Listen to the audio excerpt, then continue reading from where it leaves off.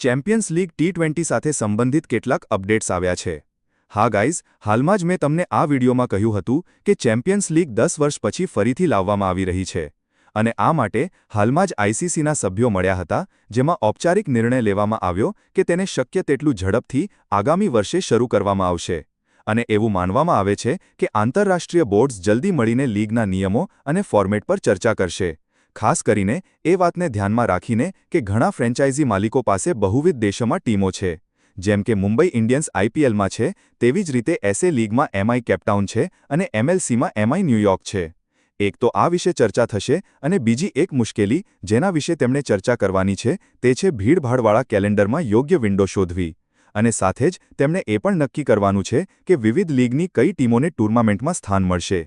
અને અત્યાર સુધીના રિપોર્ટ્સ અનુસાર જેમાં ભાગ લેનારા દેશો હશે તેમાં તમે જોઈ શકો છો Indian premier league, big bash league, the 100, south Africa 20 league, Caribbean premier league, Bangladesh premier league, major league cricket, Lanka premier league અને ઇન્ટરનેશનલ લીગ ટી20. આ પ્રથમ વર્ષમાં પીએસએલની ટીમો ભાગ લેશે નહીં. અને બાકી આ અંગે કોઈપણ અપડેટ આવશે તો હું તમને જણાવી દઈશ, તો ચેનલને હમણાં જ સબસ્ક્રાઇબ કરી લો.